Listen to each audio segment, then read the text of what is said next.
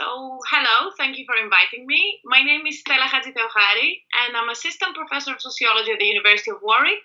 My research is generally in the field of social inequalities, and in the last couple of years, I've spent a lot of time researching the lives of disabled adolescents in the UK. We understand that you've taken some research into bullying. I wonder if you could tell us what you've discovered. Yes, definitely. So me and my colleagues, we wanted to find out whether disabled children and adolescents in the UK are more likely to be bullied than non-disabled children and adolescents. Actually, in England, sorry, that was a mistake. We just looked at England. And there were some studies on this topic prior to ours, but these studies mostly spoke to very small numbers of people. So they would just go and speak to a few disabled adolescents or children that would report incidents of bullying, and that would be it. Now, our study, we looked at large-scale data sets. So these are data sets that follow thousands of children and adolescents in the UK. So that allowed us to provide nationally representative data for the incidence of disableist bullying in the country. So what we did is we looked at bullying experiences at age 7 and age 15. And what we found was that regardless of the type of disability, both disabled children and adolescents are at a higher risk of being bullied than non-disabled children and adolescents. We actually looked at chronic conditions, which would include things from ADHD to diabetes or all sorts of things, as you know, like long-term conditions. We looked at learning disabilities, but we also looked at those children that have an official statement of special educational needs at school.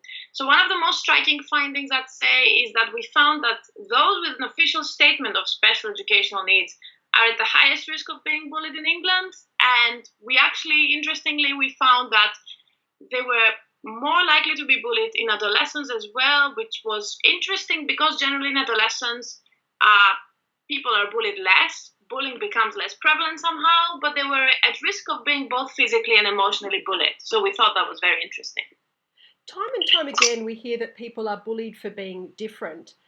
Can you tell us why difference is so confronting for some young people?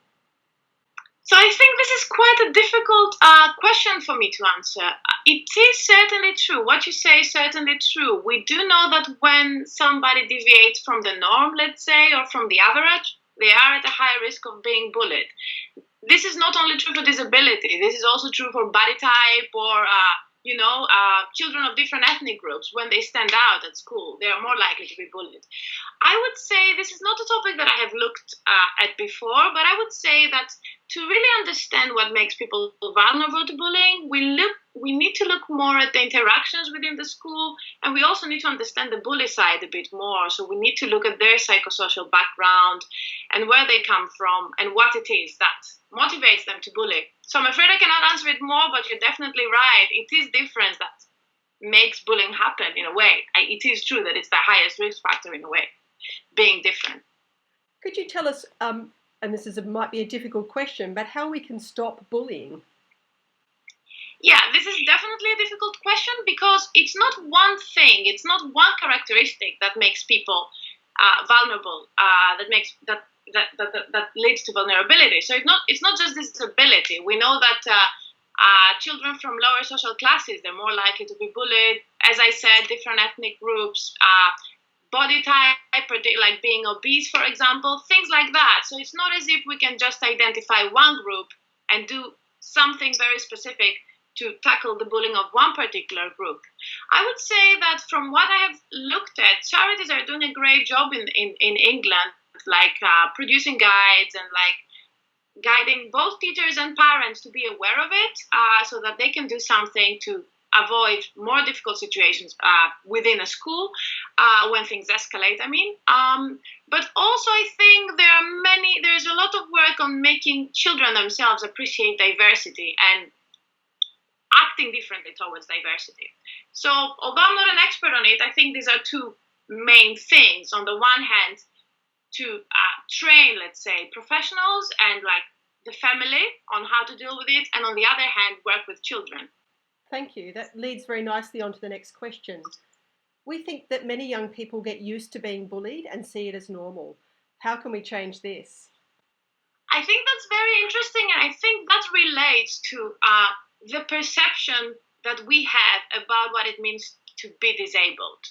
It means that a number of negative things are supposed to come with being disabled, I suppose, that you're supposed to be bullied, and that's that. And I think there is an expectation, let's say there's an internalized expectation within people of what it means to be disabled. Very often also in families, before a child is diagnosed with a disability, parents themselves have a very negative view of what disability would be, right? So I think somehow this perception that you're talking about is cultivated from probably subconsciously from many different directions. So you would have everyone is expecting that this would happen and nobody's challenging this idea. So it's quite difficult to see how we would change it. I think it asks for really a societal change of how we think about disability, and that's quite challenging. But I certainly think that it is a very important aspect that we need to tackle when we think about disability in general, that we have a perception of what it means to be disabled, that you would be bullied, and we need to tackle that. Finally, our conference is about disability bullying, but we've also included well-being. Is there a link between increased well-being and increased reporting? Yeah, there certainly is. I think that this is the most worrying bit, in the sense that we do know that if you go to school and you're bullied, you will obviously feel bad for, let's say, the next few days. So that's a short-term effect. So we know that this exists. We don't even have to research it because we know that this would normally happen. But what is much more worrying is that when we talk about well-being, is that children that are bullied at school, they tend to have much worse outcomes, well-being outcomes, but also all sorts of different outcomes, labor market outcomes, occupational outcomes later on in life. So we do find that they are much more likely to be depressed, anxious, stressed, and that obviously affects very much how you perform in different areas of your life. So I think that, as you know, disabled individuals that have experienced childhood disability in England are more likely to fare worse later in life. You know, they're more likely to be socioeconomically disadvantaged and so on. So we actually need to think whether bullying and other things, of course, is one of the mechanisms that lead them to, eventually go down that way and fare worse. So it's actually very important. This is why we looked at bullying with my team, because we are particularly interested in the socioeconomic disadvantage side of things and how people end up in certain positions. And we thought that bullying is quite important because of all the things we spoke about here today. I think it's quite important when we think about disabled children, how important it is for the rest of their lives.